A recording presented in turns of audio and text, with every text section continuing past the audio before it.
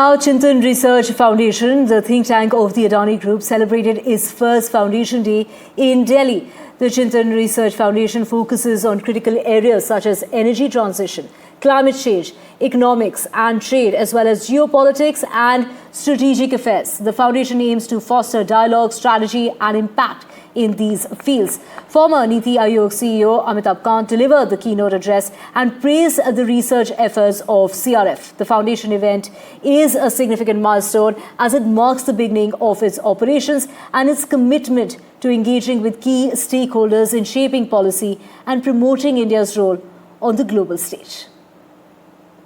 आपने एक detailed road map पेश किया है कि चिंतन रिसर्च फाउंडेशन को आगे किन किन चीज़ों पर फोकस करना होगा और इसकी एक भूमिका भी होगी भारत को एक विकसित देश बनाने की।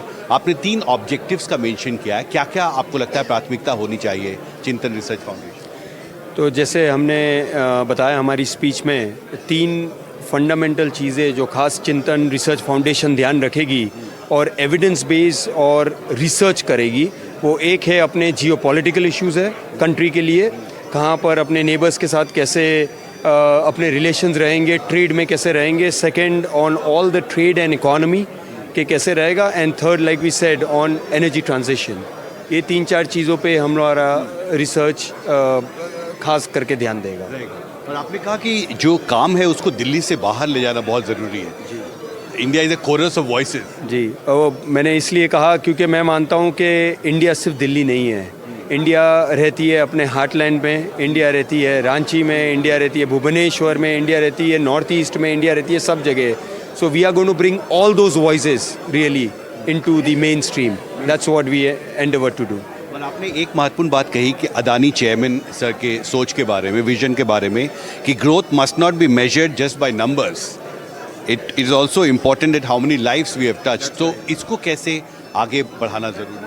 जी, जैसे मैंने कहा कि ये बहुत ज़रूरी है। जैसे हमारे चेयरमैन कहते हैं कि सिर्फ नंबर्स पे डिपेंड नहीं करता है। You know, all the time you don't get measure only by numbers, but you get measured by the amount of lives you touch, the impact that you have.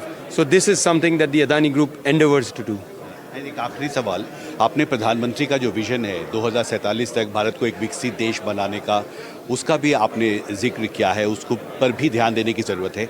क्या लगता है आपको सबसे बड़ा चैलेंज होगा भारत के सामने जब हम नेक्स्ट स्टेप लेंगे भारत को एक विकसित देश बनाने का, और क्या करना चाहिए सरकार? देखिए, चैलेंजेस तो हर कंट्री में रहने वाला है। जैसे मैंने बताया कि 2047 तक इंडिया को विकसित भारत बनाने के लिए हमें ये सभी सेक्टर्स में, मोस्ट इम्पॉर्टेंट सेक्टर्स जो हम टच करेंगे, खास करके इंफ्रास्ट्रक्चर, एनर्जी ट्रांजिशन, डिफेंस, ये सब जो सेक्टर्स है उस पे how we need to work as a country, how we need to collaboratively work with our neighbours, how we need to collaboratively work with the world, this is something that we need to look eight.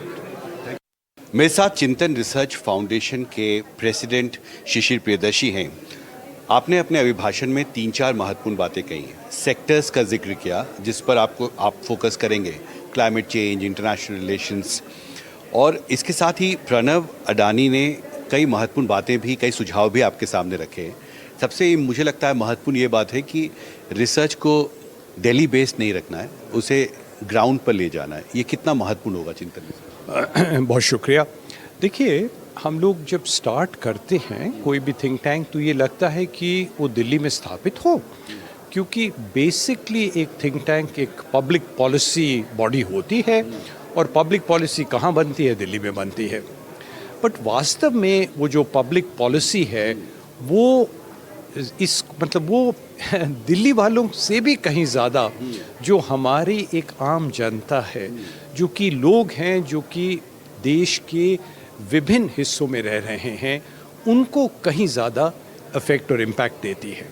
और अगर आप भारत को देखें तो भारत में इतनी diversity है, इतने ज़्यादा हम लोग अलग अलग रीजन्स में हैं, जहाँ की समस्याएं अलग हैं, जहाँ की नेचुरल परिस्थितियाँ बिल्कुल भिन्न भिन्न हैं, और हमें पब्लिक पॉलिसी अब पूरे भारत को एक मान के नहीं फॉर्मुलेट करनी चाहिए।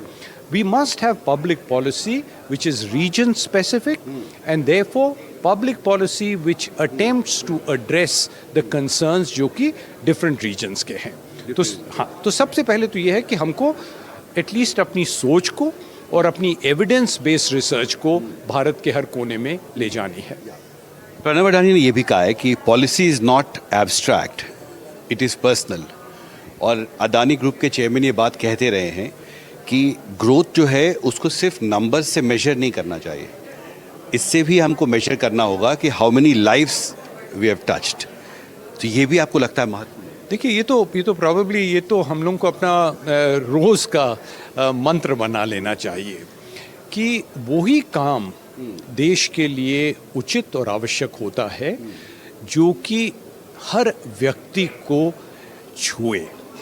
एक ऐसी पब्लिक पॉलिसी जो कि जिसको हम लोग कहते हैं एक आइवरी टावर में बैठ के for the people who already have everything, ऐसी पब्लिक पॉलिसी हमें नहीं चाहिए। हमें पब्लिक पॉलिसी चाहिए, जैसा प्रणव अडानी जी ने भी कहा, विच impacts a person. Adani group का एक बहुत बड़ा मोटो है, ग्रोथ विद गुडनेस। ग्रोथ तो आवश्यक है, कोई इस बात को डिनाई नहीं करता है, बट उस ग्रोथ को हम कई गुना ऊंचे पेडेस्टल पे रखते हैं जिस ग्रोथ की वजह से गुडनेस भी हो, जिस ग्रोथ की वजह से एक आम नागरिक, एक आम परिवार, एक आम गांव में उन्नति और तरक्की हो सके।